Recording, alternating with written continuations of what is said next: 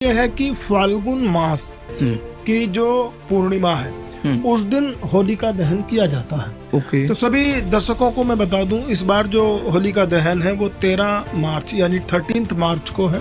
Okay. और 13 मार्च को सुबह 10:35 से लेकर के रात में 11:27 तक भद्रा लगी हुई है। ओके। और भद्रा को अशुभ माना जाता है। जी। तो इस काल में आप पूजा पाठ कर सकते हैं लेकिन होलिका दहन नहीं कर सकते। जी।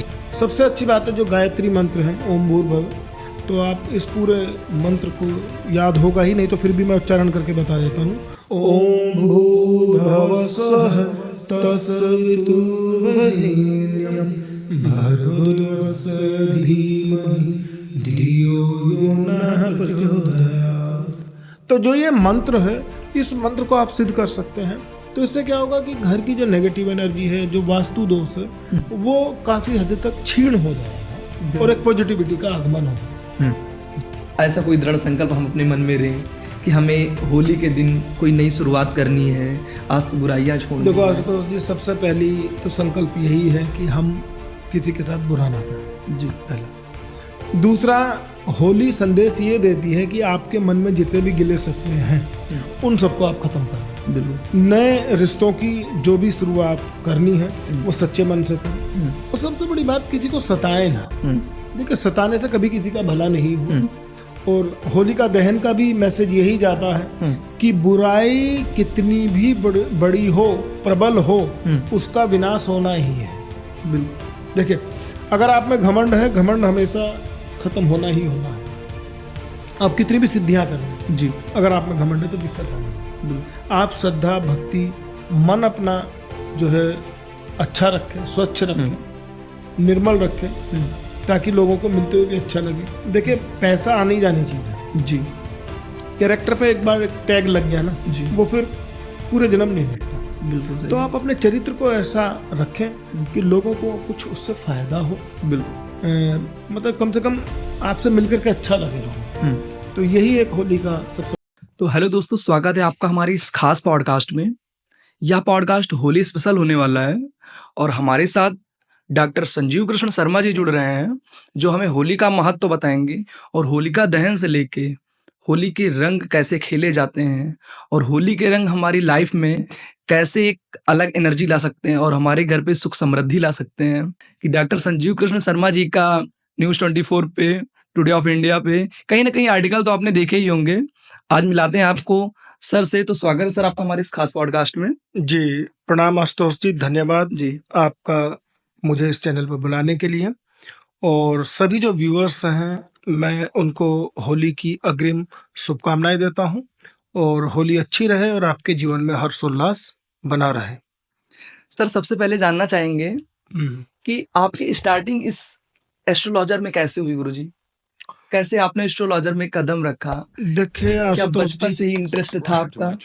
इंटरेस्ट क्या, एक्चुअली हम लोग कई बार कहते भी हैं कि we should follow our passion. बिल्कुल। तो पैशन की जहाँ तक बात है, हम जब छोटे थे तो जनरली क्या होता है कि घर में यही कहा जाता है कि भाई पढ़िए लिखिए आप, जी। और पढ़ाई लिखाई में ही करियर सबसे अच्छा है। बिल्कुल। तो हमने भी उस चीज को फॉलो किया और अच्छी पढ़ाई भी की। जी। देखिए, अच्छाई की कोई डेफिनेशन तो नहीं है। बिल्कुल। पढ़ाई वो सबसे अच्छी है जो आपकी जीविका उपार्जन का साधन बने, आपको अच्छी इनकम दे और कहीं किसी को आप सताए ना, कहीं ना कहीं सामाजिक उत्थान के लिए भी आप काम करें। ओके। तो मैंने खुद कंप्यूटर साइंस में एमटेक किया, पीएचडी की, और हमने 25 साल जो है टीचिंग में भी रहे हम, इंजीनियरिंग की एजुकेशन में। जी। और अगर मैं बताऊं आपको तो मैंने अपना करियर MIT मेरठ से शुरू किया। ओके। उससे पहले मैं रेलवे में था वैसे तो। और फिर उसके बाद मैं DIT यूनिवर्सिटी देहरादून रहा 8 साल करीब। 10 साल में मैं यहाँ JP इंजीनियरिंग कॉलेज में रहा, यहाँ डायरेक्टर था। ओके। और उसके बाद मैं चितकारा यूनिवर्सिटी चंडीगढ़ गया और फिर फाइनली संस्कृति यूनिवर्सिटी में रहा, मैं प्रो वाइस चांसलर था वहाँ ओके। पर। तो इस तरीके से एक मेरी जर्नी रही। लेकिन कहीं ना कहीं इस पूरे प्रोसेस के दौरान एक तो मुझे शौक था किताबें लिखने का, और मैंने कंप्यूटर साइंस पर करीब 24 किताबें भी लिखी हैं। वाह, बहुत सुंदर। तो वो एक पढ़ने का शौक तो रहा, लेकिन ऐसा लगता था कि ज्ञान ये थोड़ा अधूरा है। और ज्योतिष के प्रति मेरी शुरू से ही कहीं ना कहीं, जब मैं कुछ दोस्तों को सुनता था या देखता था, एक इच्छा थी कि भाई ये कैसे भविष्य से पता चलता है। जी। फिर इसमें मैंने विधिवत सन 2013 में डिग्री भी ली ज्योतिष मणि की। ओके। और उसके बाद धीरे धीरे अपना एक ज्योतिष का सफर शुरू किया। हालांकि कहते हैं भगवान ही डिसाइड करते हैं आपके पाथ जो है, बिल्कुल। पर मैंने अपनी कुंडली में भी देखा, मैं अपने व्यूअर्स को भी बता दूं, अगर किसी भी कुंडली में शनि और केतु की युति है और वो युति अगर आपके मतलब कुंडली में 11वें घर में है तो बहुत ही अच्छा है, वैसे वो कहीं भी हो तो कहीं ना कहीं आदमी का ज्योतिष में इंटरेस्ट होगा। It is one of the factors. ऐसा नहीं है कि मैं केवल ये कह रहा हूँ कि जिसकी भी कुंडली में शनि और केतु नहीं होगा तो वो ज्योतिष के फील्ड में नहीं जा सकते। जा सकते हैं और अलग फैक्टर्स भी होते हैं, but this is not the right platform to discuss about how we can go for the jyotish. तो मेरा कहना केवल ये है कि धीरे धीरे इंटरेस्ट मेरा थोड़ा सा इसमें क्रिएट हुआ। और फिर मैंने इसको एक एज ए प्रोफेशन जो है पिछले 10 सालों से इसको अपनाया। और फाइनली 2021 से तो मैं कंप्लीटली इस फील्ड में हूँ। और मैंने फील किया है कि आप जो कहते हैं ना जादू टोना टोटका तांत्रिक ये सब चीजों से दूर रहिए, क्योंकि मैं अपने सभी आने वाले जो मेरे भक्तजन हैं, जो मेरे क्लाइंट्स हैं, मैं उनको बोलता भी हूँ कि किसी भी ऐसी चीज से बचें जो भ्रम पैदा करती हो। बिल्कुल। और इस फील्ड में मैं आपको बता दूं आशुतोष जी, ये पूरा ग्रहों का अध्ययन है, पूरा मैथमेटिकल बेस्ड है, लॉजिकल बेस्ड है। देखिए हमारे जो वेद पुराण वेद लिखे, जो भी हमारे शास्त्र लिखे हुए हैं, वो सब कहीं ना कहीं किसी लॉजिक पर बेस्ड है। और मैं आपको ट्रूली बता दूं, हम अभी उस जगह पर नहीं हैं जो हमारे पूर्वज जिस जगह पर उन्होंने साइंस को ले जाकर के छोड़ा था। बिल्कुल सही बात है। ठीक है जी, बिल्कुल। सबसे पहले जानना चाहेंगे आपसे कि होलिका दहन का एक पर्व मनाया जाता है अपने होली त्योहार में। गुरुजी, ये होलिका दहन पे क्या ज्योतिष शास्त्र के अनुसार कोई ऐसा महत्व है? क्या ग्रहों की कोई एक ऐसी विशेष स्थिति होती है जिससे होलिका दहन में कुछ छोटे छोटे उपाय करके हम अपने घर में सुख समृद्धि ला सकते हैं? देखिए आशुतोष जी, होलिका दहन के पहले तो एक मैं कथा सबने सुनी भी होगी। बिल्कुल। मैं उसके बारे में बता दूं जी। और इसका अगर हम एस्ट्रोलॉजिकल एक वो समझे तथ्य जी, तो ये है कि फाल्गुन मास की जो पूर्णिमा है उस दिन होलिका दहन किया जाता है। तो सभी दर्शकों को मैं बता दूं, इस बार जो होलिका दहन है वो 13 मार्च यानी 13 मार्च को है। और 13 मार्च को सुबह 10:35 से लेकर के रात में 11:27 तक भद्रा लगी हुई है। और भद्रा को अशुभ माना जाता है जी। तो इस काल में आप पूजा पाठ कर सकते हैं, लेकिन होलिका दहन नहीं कर सकते जी। तो होलिका दहन का जो मुहूर्त होगा वो 11:28 पे शुरू होगा, 11:28 PM यानी रात को 11:28 13 मार्च को जी। और वो फिर 12:15 तक रहेगा, यानी 12:15 AM तक, 14 तारीख को जी। तो उस दिन ये जो रहेगा होलिका दहन का, ये तो मुहूर्त रहा जी। मैं बात करता हूँ कि हम कैसे इसको मनाएं। वैसे तो हमारे घर की जो गृहिणियां हैं वो 2 मुहा दीपक भी घर के बाहर जलाती हैं सुबह सुबह 13 मार्च को जी। और जो गुलाल है वो दहलीज पर छिड़का जाता है एक शुभता के लिए। बिल्कुल। अगर जब आप होली पूजने के लिए जाते हैं तो आपने देखा होगा बहनें जो गोबर होता है, गाय के जो उपले होते हैं छोटी छोटी, एक वो माला बनाती हैं उसकी जी। वो माला स्पेशली रहती है भाइयों की नजर उतारने के लिए। और उसको फिर होलिका दहन के समय वहां डाल दिया जाता है, या पूजते समय जब होलिका का पूजन करते हैं तो वहां आप उसको चढ़ा आते हैं या समर्पित कराते हैं जी। दूसरा, जब होलिका दहन का समय आता है तो चूंकि ये होलिका दहन जो है लक्ष्मी की प्राप्ति के लिए भी है जी।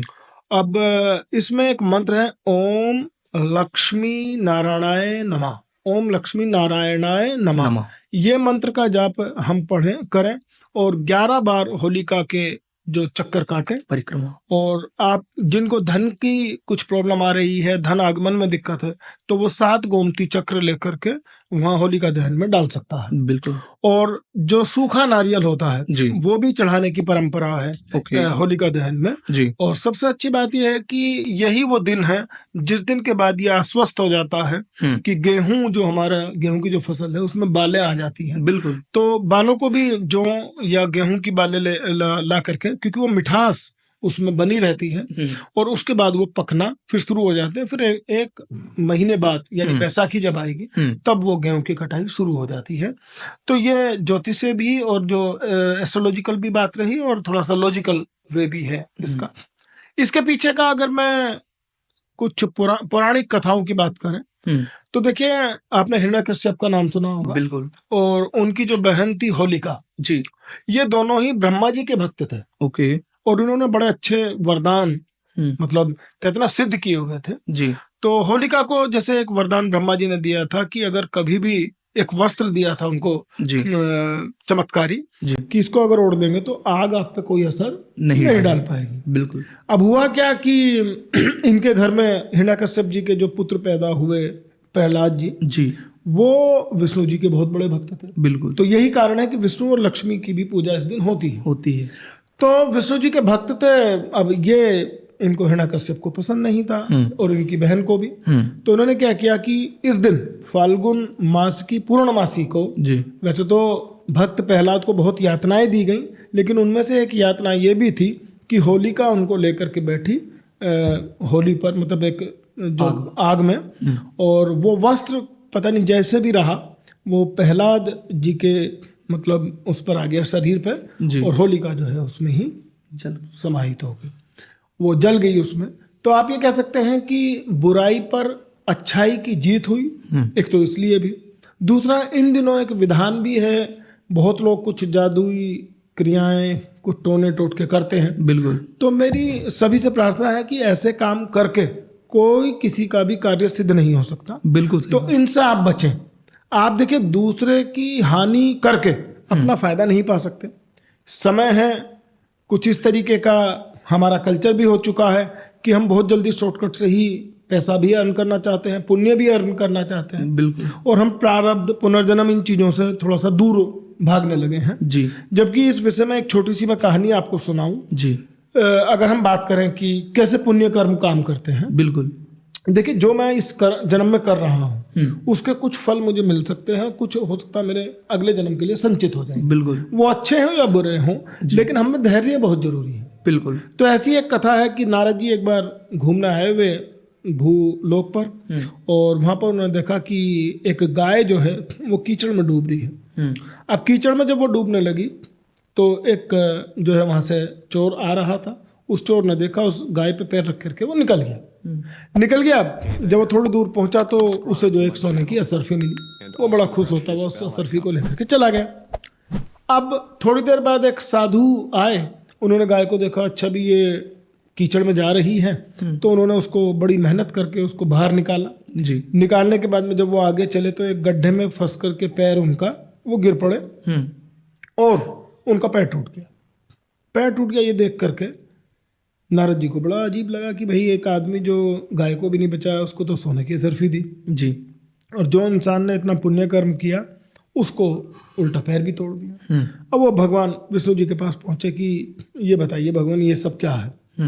तो उन्होंने कहा कि नारद जी, आपने वो देखा जो अभी इस जन्म में घटा, ओके, लेकिन ये साधु जो पुनर्जन्म में, पिछले जन्म में इन्होंने कुछ ऐसे गलत कार्य किए थे कि आज इनकी मृत्यु निश्चित थी।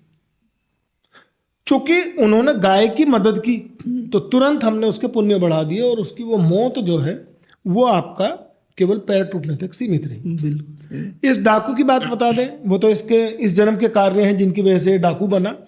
पुराने जन्म के जो इसके पुण्य संचय थे उसके हिसाब से आज इसको सोने का एक मटका मिलना था असरफियों का, लेकिन इसने चूंकि उस गाय को जो है नहीं बचाया, इसने गलत काम किया, तो उसको पूरा पुण्य जो भी आज पूरा एक मतलब असरफी का जो पूरा वो मिलना था मटका, वो केवल एक असरफी उसको मिली।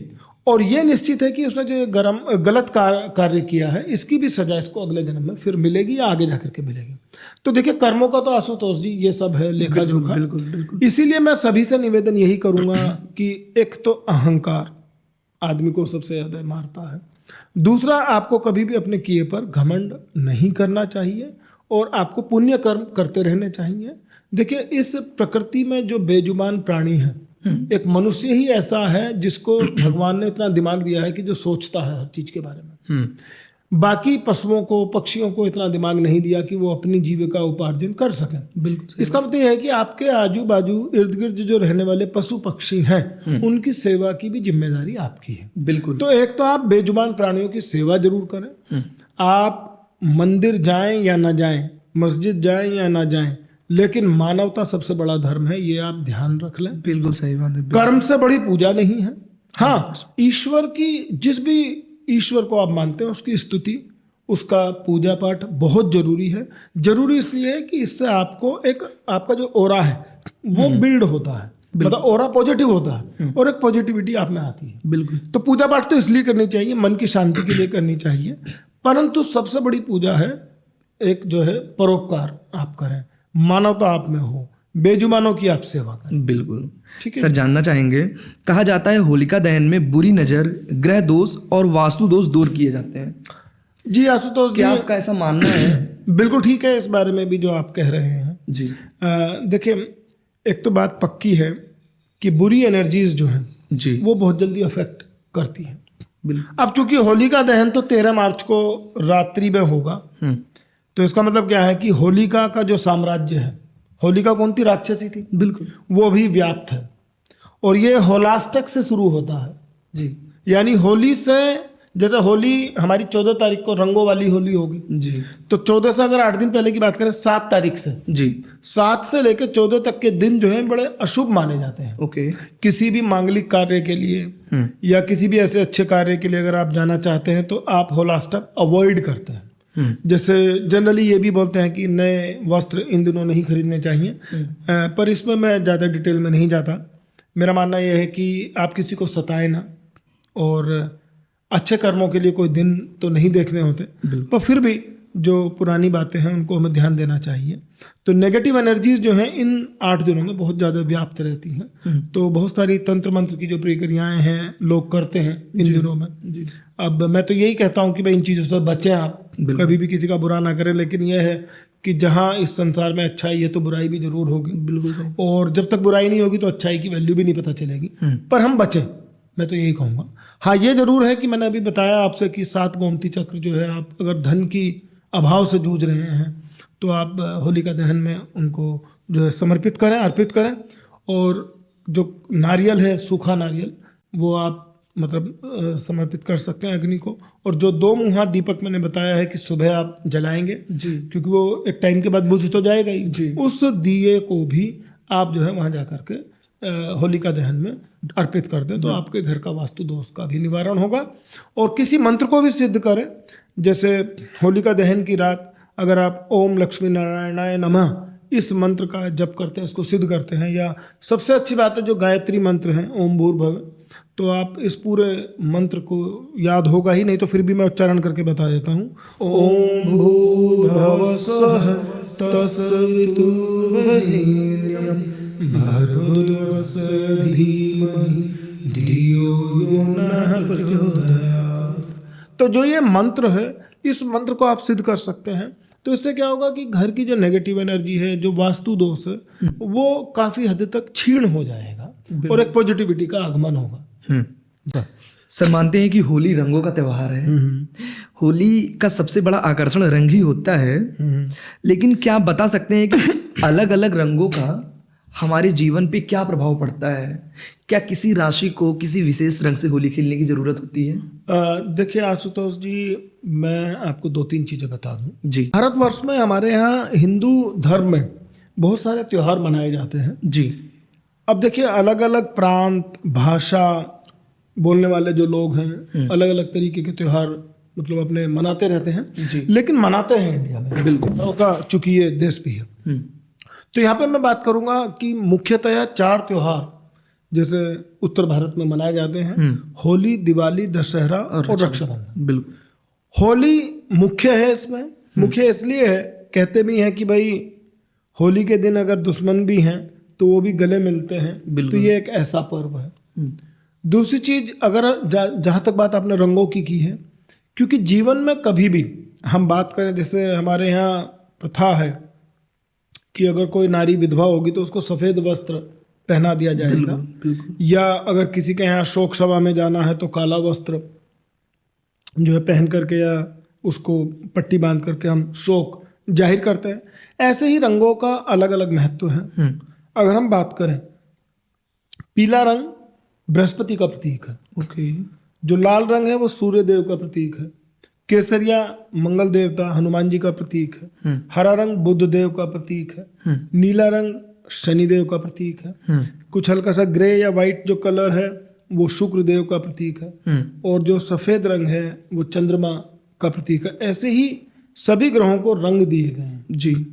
तो देखिए, होली में अब ये तो नहीं देखा जाएगा कि किसी का सूर्य मजबूत है वो लाल रंग से ही होली खेलेगा जी। या बृहस्पति मजबूत है तो वो पीले रंग से होली खेले। भाई देखिए, रंग का मतलब क्या है कि हम अपने अंदर की जो भी नेगेटिविटी है उसको बाहर निकालें और जीवन के जो अच्छे रंग हैं उनको अपनाएं। हाँ, बस ये है होली खेलते समय ध्यान रखें कि कई बार क्या होता है ना, जोश में हम कुछ ऐसे कलर ले आते हैं जिससे बॉडी पे इन्फेक्शन होने लगता है जी। या कुछ इस तरीके के जो मतलब बहुत ज़्यादा मतलब इरिटेशन पैदा करें। तो मैं यही कहूँगा कि ऐसे जो सिंथेटिक कलर हैं या इस तरीके के जो आर्टिफिशियल कलर हैं जी। आप उनसे बचें। घर में जो अबीर गुलाल या इस तरीके की चीज़ें हैं उन्हीं से आप होली खेलें। और सबसे ज़्यादा जो महत्वपूर्ण बात है होली खेलने वालों के लिए, जो एक हम कहते हैं ना, होली को बदनाम कर दिया हमने।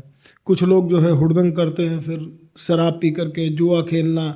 और सबसे ज़्यादा मुसीबत है कि शराब पीना, चलिए मैं शराब को गलत नहीं बोल रहा हूँ, आप घर में बैठ कर के पीजिए तो केवल आपका अपना ही नुकसान होगा, लेकिन आप पी करके गाड़ी चलाइएगा तो पता नहीं कितनों को फिर लोग मारते हैं। देख लिए होली पे इस तरीके के एक्सीडेंट्स की बहुत सूचनाएं या खबरें आती भी रहती हैं। तो हाथ जोड़ करके निवेदन है सभी से कि इस तरीके की होली ना खेलें। होली चूँकि रंगों का त्यौहार है, हर्षोल्लास का त्यौहार है, एक दूसरे से मिलना, सेलिब्रेट करना, इस तरीके का त्यौहार है, तो ऐसे ही मनाएं आप। इसमें लड़ाई झगड़े से आप बचें। या जैसे कुछ लोग गांव मोहल्लों में देखते होंगे कीचड़ से होली खेलेंगे, कीचड़ में किसी को डाल देंगे या कई बार एसिडिक वाटर होता है उसमें डाल देंगे, तो भाई ये चीज़ें बिल्कुल ना कीजिएगा, इससे नुकसान होता है बिना वजह। अगर किसी व्यक्ति को कुंडली में मंगल दोष है, शनि दोष है या काल सर्प दोष है, तो क्या उसके लिए होली में किसी विशेष रंग को अपनाना एक फायदेमंद हो सकता है गुरुजी? देखिए, ऐसा तो कुछ नहीं है। मैं तो बस इतना ही कहूँगा कि अगर आपको काल सर्प दोष है तो आप अभिमंत्रित नाग नागिन का जोड़ा लेकर के ये मिलते हैं अभिमंत्रित जो हैं, अगर आप किसी भी ज्योतिष संस्थान से ले सकते हैं जी। और इसमें जो है कुछ सामान है, जैसे नारियल है, मिठाइयाँ हैं 5 और कच्चा कोयला है, जौ हैं और काले तिल हैं, थोड़ी सी कुछ कीले ले लीजिए, माचिस और काजल की डब्बी, इन सबको बांध करके और होली वाले दिन आप जिस जातक की कुंडली में काल सर्प दोष है 7 बार उसके सर से पैर की ओर को उतार दीजिए क्लॉकवाइज डायरेक्शन में जी, और उसको जाकर के बहते जल में प्रवाहित कर दें, तो इससे काफ़ी हद तक काल सर्प दोष में जो है उसको राहत मिलती है और जो बिगड़े हुए काम हैं वो थोड़ा बनने शुरू हो जाते हैं। तो ऐसा करते हैं तो ठीक रहेगा। रही बात मंगल दोष की, मंगल दोष का ऐसा कोई विधान नहीं है जी। वो तो जब कहते हैं ना, मांगलिक अगर लड़का है तो मांगलिक की लड़की होनी चाहिए, तो वो तो एक विषय ही अलग है। या 25 से ज़्यादा गुण मिल जाए तो मांगलिक दोष अपने आप ही समाप्त हो जाता है। तो कैंसिलेशन के रूल भी हैं, तो वो एक इससे कोई इसका मतलब नहीं है। ओके गुरुजी, क्या होली में किसी विशेष रंग का तिलक करने से कोई चमत्कारिक फल मिलने के चांस बन रहे हैं इस बार? नहीं, ऐसा तो देखिए वो तो आपकी इच्छा है। आप गुलाल जैसे तिलक कई बार हम यूज करते हैं कि लाल रंग का तिलक लगाइए या पीले रंग का लगाइए या हरे रंग का लगाइए, तो उसमें कोई ऐसी बात नहीं है। जिस भी रंग को चाहें आप करिए। मेन है आपके मन में सद्भाव होना चाहिए, सबसे बड़ा रंग तो वही है। क्या किसी ग्रह शांति के लिए होली के दिन विशेष पूजा की जा सकती है गुरुजी?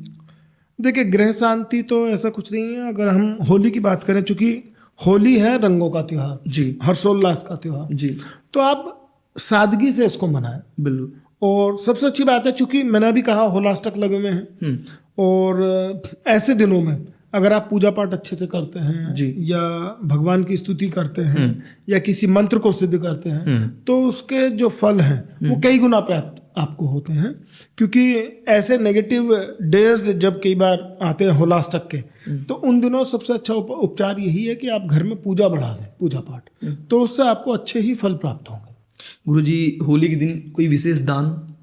हाँ, दान की जहाँ तक बात है, वस्त्र दान कीजिए, किसी गरीब को आप भोजन खिला सकते हैं, और अगर आप चाहते हैं तो कुछ राशन जैसे होता है होली पे, किसी अगर गरीब को, जिसको भी आप जानते हो या लगता है भी ये आदमी बहुत ज़्यादा गरीब है, उसको आप राशन अगर दे दें, मतलब 10-15 दिन का, महीने का राशन अगर दे दें, तो ये बहुत अच्छा एक दान है, अगर जो दान करने की सोच रहे हैं। बिल्कुल। मेरा मतलब ये नहीं है कि सब लोग इतना दान करें, जिसकी जैसी सामर्थ्य है, जैसा उसकी एक अपनी इच्छाएं हैं, उसके हिसाब से ही वो दान करें। लेकिन अगर कोई ठीक दान करना चाहता है तो उसके लिए अच्छा है कि राशन किसी को दे दे और वस्त्र दे दे, अगर जो वस्त्रहीन है उनको। गुरुजी, होली एक नए आरंभ का प्रतीक माना जाता है।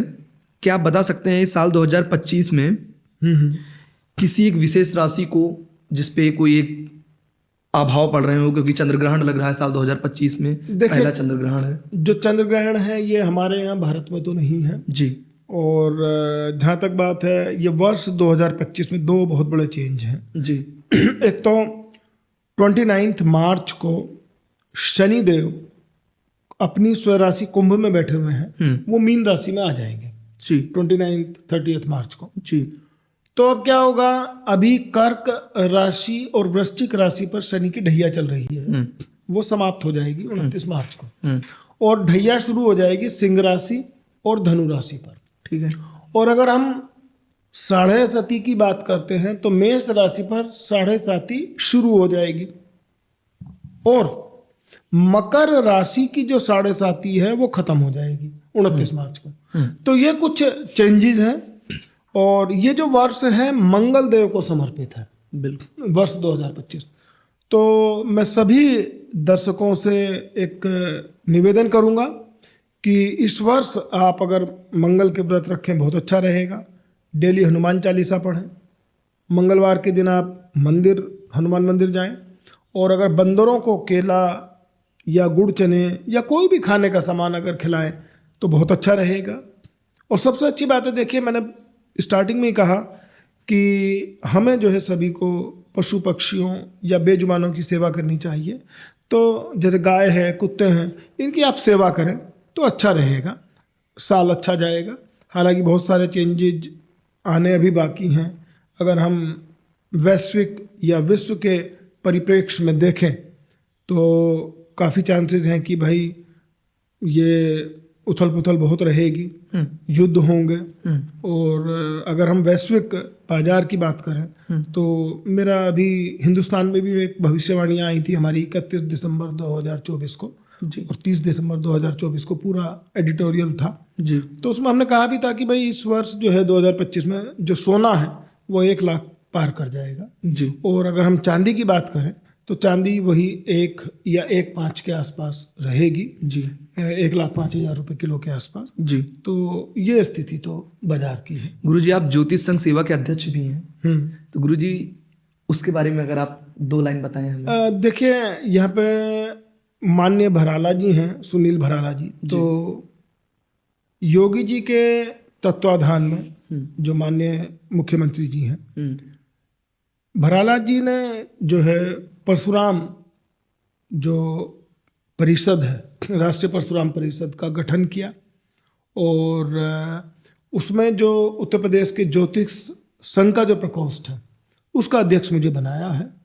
और ये मेरे लिए भी एक मतलब बहुत ज़्यादा सम्मान का विषय है। बिल्कुल। और मैं कोशिश करता हूँ कि मैं इस पद का अच्छे से निर्वहन भी करूँ और हमारी केवल कोशिश यही रहती है कि हम परशुराम जी के, भगवान परशुराम के पद चिन्हों पर चलें और कोशिश करें कि आगे चल करके कुछ इसमें अगर अच्छा हो सकता होगा तो उसको भी किया जाए। गुरुजी, होली के दिन अच्छे स्वास्थ्य के लिए या विद्यार्थियों की अच्छी पढ़ाई के लिए ऐसे कोई मंत्र जो जाप करके उनको लाभ मिले? देखिए, गायत्री मंत्र जो है ऋग्वेद का सबसे पुराना मंत्र है जी, जिसको सूर्य का भी मंत्र बोला जाता है और यही एक मंत्र है जो सब ही मंत्रों में सबसे ज़्यादा पावरफुल है जी। तो गायत्री मंत्र का जाप करें तो बहुत अच्छा रहेगा। ओके। कई लोग होली के दिन नया काम या नया बिजनेस शुरू करते हैं। गुरुजी, क्या आप बता सकते हैं कि होली के दिन नया काम या नई एनर्जी के साथ कुछ भी स्टार्ट करने के लिए ज्योतिष दृष्टि से क्या महत्व है? देखिए, होली के दिन तो कोई नहीं करता जी पर हाँ, होली के बाद अब जो है नवरात्रे आएंगे जी तो उसमें शुरू कर सकते हैं, क्योंकि अभी देखिए खर मास शुरू हुआ है जी। तो जनरली खर मास में किसी आप देखना अब 1 महीने ना शादियां नहीं होंगी। अच्छा। अप्रैल में आकर के वो निकलेगा, क्योंकि जब भी सूर्यदेव धनु राशि में होंगे और मीन राशि में होंगे तो उसको खर मास बोला जाता है। तो इस समय मीन राशि में आ गए हैं सूर्य देवता, तो अभी कोई भी ऐसे शुभ कार्य नहीं होंगे। इसलिए आपने देखा भी होगा होली के टाइम पर घरों में मतलब नए ग्रह में प्रवेश नहीं किया जाता, गृह प्रवेश किया जाता है नवरात्रों में या दिवाली से पहले। कहते हैं पहली दिवाली आपकी जो है अपने ही घर में मननी चाहिए, पहली होली नहीं। बिल्कुल। तो इसलिए इस समय तो ऐसा कोई शुभ कार्य नहीं करना चाहिए जी। बस ये है, अच्छा है, रंगों का त्योहार है, अच्छे से हम मनाएं। बिल्कुल। और सबसे बड़ी बात है सद्भावना, ये त्योहार जो है लेकर आता है, तो सद्भावना रखें। गुरुजी जानना चाहेंगे कि इस दिन होली खेलने के बाद लोग नए वस्त्र पहनकर एक दूसरे के गले मिलते हैं। गुरुजी इसके बारे में ज्योतिष क्या कहता है? भाई देखिए, जब आपने रंग खेले तो कपड़े तो खराब हो ही गए आपके। बिल्कुल। तो अब आपको नए वस्त्र तो पहनने ही होंगे। तो इसका मतलब यह है कि आप बुराई का त्याग करें और अच्छाई को स्वीकार पहने। तो नए वस्त्र का प्रतीक केवल यही है कि आपने जो पुरानी बुराइयां हैं, शरीर की हो, मन की हो, हमारी बुद्धि की हो, उनको त्याग दें। इसीलिए कहते हैं कि वो उन कपड़ों को आप दान कर दें या दे दें किसी को। और नए वस्त्र धारण करने का मतलब ये है कि अब आप अच्छाइयों का समावेश अपने अंदर लेकर के हैं। बिल्कुल। गुरुजी जानना चाहेंगे कि आपके ऐसे कई आर्टिकल्स आते रहते हैं जो बॉलीवुड की तरफ जाते हैं, गुरुजी उनके बारे में क्या कहना है आपका? देखिए, ऐसा है आशुतोष जी, जब आप काम करते हैं जी तो ऐसा तो नहीं है 2 दिन में ही प्रसिद्धि मिल जाए। बिल्कुल। धीरे धीरे चीजें आती हैं। वर्ष 2021 में मैं जब अपना ज्योतिष का मेरा काम चल रहा था तो बहुत फेमस फिल्म डायरेक्टर हैं अंशुमन स्वामी जी, आपने ब्लैक पिक्चर सुनी होगी अमिताभ बच्चन की जी, तो उसके भी वो डायरेक्टर रहे हैं संजय लीला भंसाली जी के साथ में। साउथ की बहुत मूवीज में ये डायरेक्टर रहे हैं। तो ये ऐसे ही संपर्क में आए मुझसे, कहीं गूगल से इन्होंने मेरा नंबर देखा और इनकी हमने कुछ जो है ज्योतिषीय गणनाएं करी इनके पूरे परिवार की, इनको लाभ हुए। तो उन्होंने बॉलीवुड के बहुत सारे कलाकारों से परिचय कराया, बहुत सारे टीवी कलाकार हैं, कुछ मॉडल्स हैं, इंटरनेशनल प्लेयर्स हैं, और तो आते रहते हैं। मतलब सौभाग्य है मेरा कि भाई मैं ऐसे भी कार्यों में इन्वॉल्व हूँ।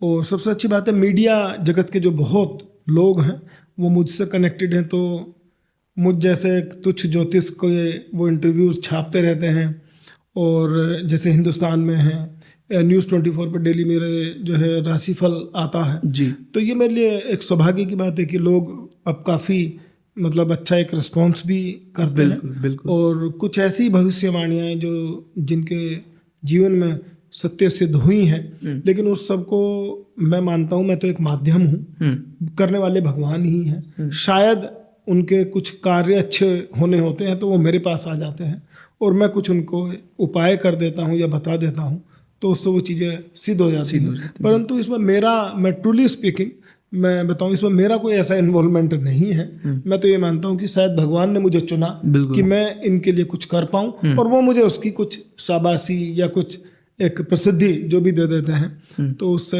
मेरी जो दिनचर्या है वो चलती है। बिल्कुल। और एक मेरा अपना उद्देश्य भी है कि मैं बेजुबानों के लिए आश्रम बनाने का एक मेरा संकल्प है, उनकी हम सेवा भी करते रहते हैं। अभी करीब ऐसे मतलब रोजमर्रा की अगर हम बात करें तो करीब 100 डॉग्स हैं, स्ट्रे डॉग्स, जिनको हम खाना खिलाते हैं।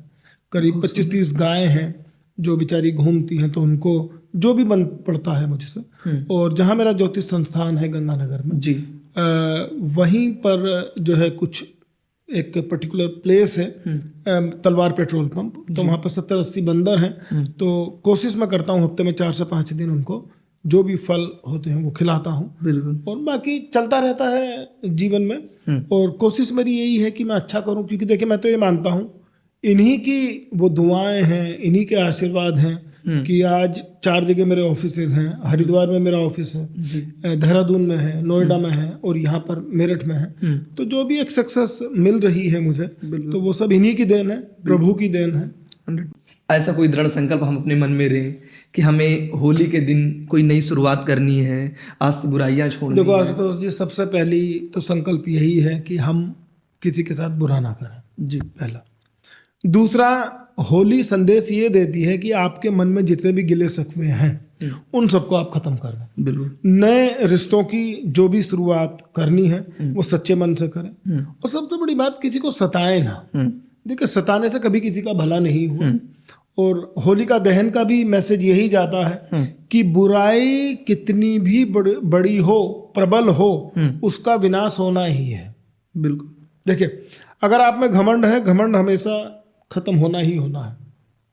आप कितनी भी सिद्धियां कर लें जी, अगर आप में घमंड है तो दिक्कत आनी है। बिल्कुल। आप श्रद्धा भक्ति मन अपना जो है अच्छा रखें, स्वच्छ रखें, निर्मल रखें, ताकि लोगों को मिलते हुए भी अच्छा लगे। देखिए, पैसा आनी जानी चीज है जी, कैरेक्टर पे एक बार एक टैग लग गया ना जी, वो फिर पूरे जन्म नहीं मिटता। बिल्कुल सही। तो आप अपने चरित्र को ऐसा रखें कि लोगों को कुछ उससे फायदा हो। बिल्कुल। मतलब कम से कम आपसे मिलकर के अच्छा लगे लोगों को। तो यही एक होली का सबसे बड़ा संदेश है। बहुत बहुत धन्यवाद गुरुजी। गुरुजी, जानना चाहेंगे, अगर कोई हमारी ऑडियंस जो आपसे संपर्क करना चाहे, अपनी कुंडली दिखाना चाहे, तो वो कैसे आपसे संपर्क कर सकते हैं? देखिए, मेरठ में अगर लोग मुझसे मिलना चाहते हैं जी, तो गंगानगर में जो मेरा ऑफिस है जी, B5 राजेंद्रपुरम गंगानगर, ये मेरा ज्योतिष कार्यालय है और नाम है बांके बिहारी जी ज्योतिष केंद्र। डिस्क्रिप्शन में आप देख सकते हैं। ठीक है जी। और डिस्क्रिप्शन में आप अभी मेरा नंबर भी रहेगा। बिल्कुल। तो जो मेरा नंबर है 9412004249, इस पर आप व्हाट्सएप के माध्यम से भी मुझसे जुड़ सकते हैं। और ज्योतिषीय गणनाओं के लिए अगर आप वहाँ नहीं आना चाहते तो व्हाट्सएप पे मेरे से जो है संवाद कर सकते हैं और मतलब इस पर कॉल करके टाइम ले सकते हैं। डॉक्टर संजीव जी, आज के पॉडकास्ट में अपने बहुमूल्य समय देने के लिए आपका बहुत बहुत धन्यवाद। आपने बताया कि होली सिर्फ रंगों का त्यौहार नहीं बल्कि ज्योतिष और आध्यात्मिक भी है। तो एक बार फिर से आप सभी को होली की हार्दिक शुभकामनाएं। फिर मिलते हैं एक नए पॉडकास्ट के साथ। तब तक के लिए जय हिंद। अगर वीडियो पसंद आया लाइक शेयर और सब्सक्राइब जरूर करें। बहुत बहुत धन्यवाद सर। धन्यवाद आशुतोष जी बुलाने के लिए। और प्रभु से यही प्रार्थना करूँगा कि आप हमेशा ही ऐसे ही बढ़ते रहें और आपका चैनल एक नए कीर्तिमान स्थापित करें। धन्यवाद दोस्तों, प्रणाम।